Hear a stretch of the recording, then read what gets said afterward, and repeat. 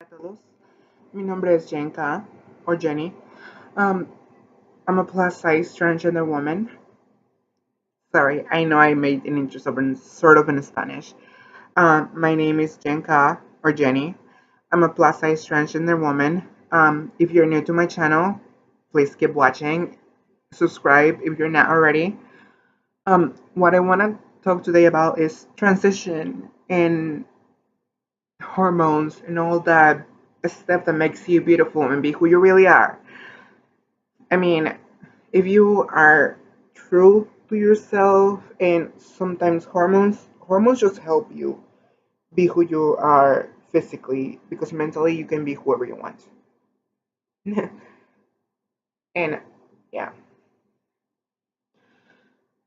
in my opinion, the body is the package of the soul.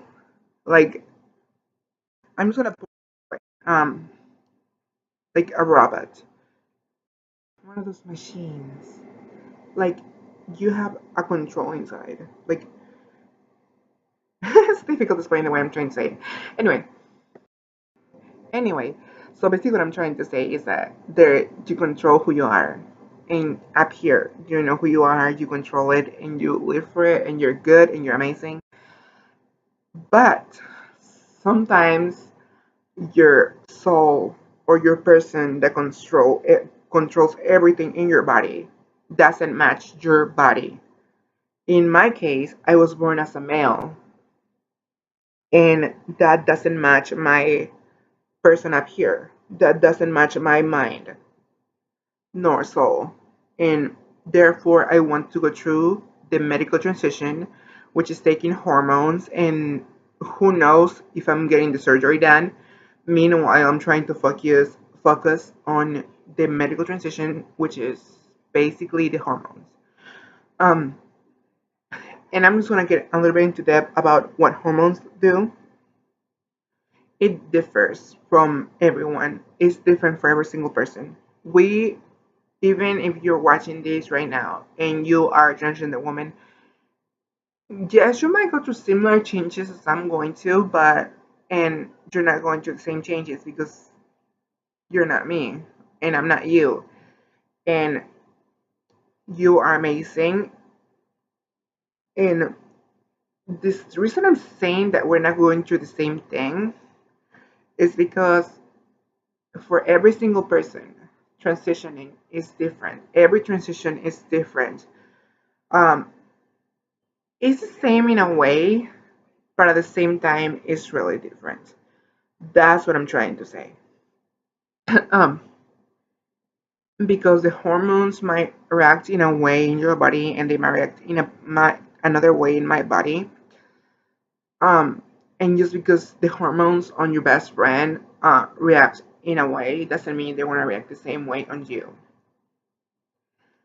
So, and what we have to go through, people who have not been hormonally suppressed, and actually went through puberty as a boy or a girl, depending on what your birth gender was. Depending on what your birth gender was, it's gonna be really difficult, especially for trans women. It's more difficult for us to start. Um, it's kind of like contrasting because for trans women the surgery is easier. It's still real dangerous. It's still difficult, but the transition overall is easier for trans men because when it comes to trans men, since they were biologically born women, um, they have testosterone within them. The the only reason they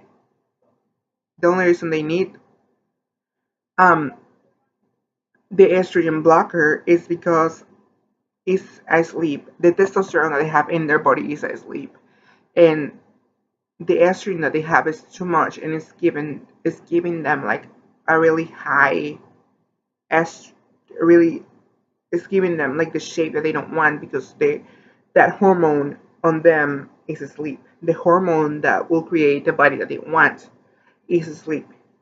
It's not active, and it only gets active once you start taking the pills and putting more estrogen in your body, and that activates the hormones basically. And from what I've seen is that it actually enlarges your female genitalia when you are a trans man. It makes your labia a little bit larger than what it is. And for trans women, it shrinks because we are blocking the testes. We're shutting down what the testes do. We're not producing semen anymore. Some of them might still produce semen, but it's going to be in really little amounts. But still, it's a really difficult process. Not difficult, but long. It's difficult and long. From what I've heard, is that it takes 3 months to a year to start to develop breast. And for guys, it takes 6 months to a year or year and a half, sometimes even 2 years, to develop facial hair. Um, and yes, having facial hair for us transgender women can be really anxious. Every time I start feeling facial hair, like right down here, or sometimes even here, like every time I see some bit of hair, I run to the restroom and if I don't have a shaver, a razor, I will automatically go to the store, be on a freaking hoodie, and buy that thing, and then get home and shave it all off because I hate it. It gets to my nerves. It's really annoying. It gives me a lot of anxiety. Just thinking about it, it makes me feel, yeah. Anyway, what I'm trying to say is like it's really anxious for me. Any sort of masculine thought about myself is really anxious for me.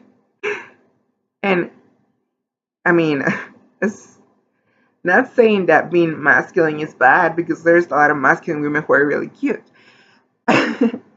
um, anyway, for a transgender man, it's easier for them to transition. That's not what I'm going to say. It's easier for them to transition.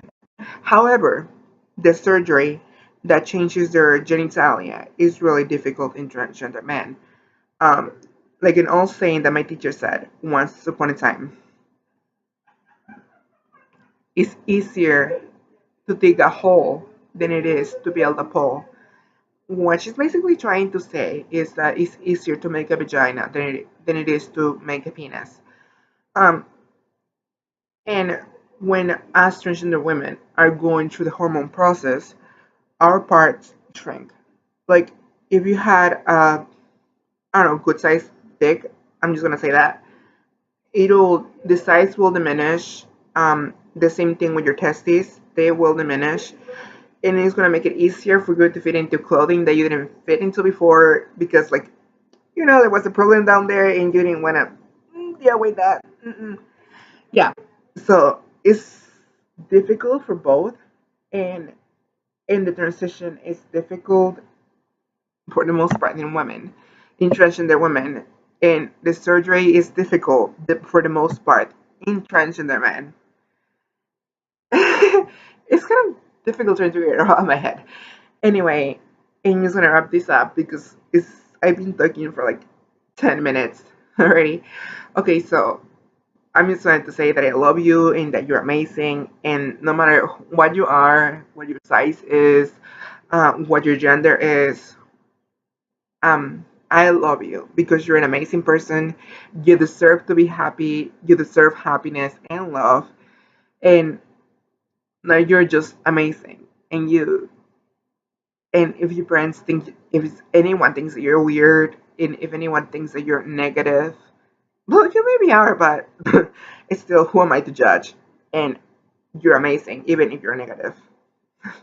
And if your brains like think that you're weird and you shouldn't be like who you are or shouldn't be showing off who you are, honey, you're amazing because you're showing the world that you have no fear of what others say. You're amazing. I love you. You're awesome. And I just like to say to this to everyone: don't let anyone decide who you are, because you are the one that's sitting next to in front of the mirror at night looking at yourself. And if that person, yeah, doesn't look the way you want it, way you want it to look, that's you. Because you have to embrace who you are. You have to love yourself. You have to be positive about yourself in order to love yourself. And if you don't love yourself, how are you gonna love somebody else? Um, I'm pretty positive about myself. I love my size. I mean, I'm not really happy about it, but still, it's what I chose. And I love who I am. I love being fat.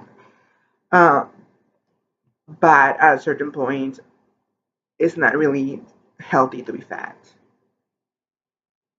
But it's not healthy to be thin either. So I like being fat, but also I like being healthy.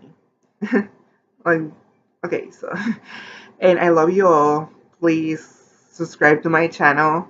And if you have any questions about me or who I am or whatever, please leave it in the comments below. And I just want to let you know again, I love you. I don't care what your race is, who you are, where you come from, because nobody decides who you are, just you. And you're an amazing person, and I love you for that. Bye. Sorry. Bye. You're an amazing person.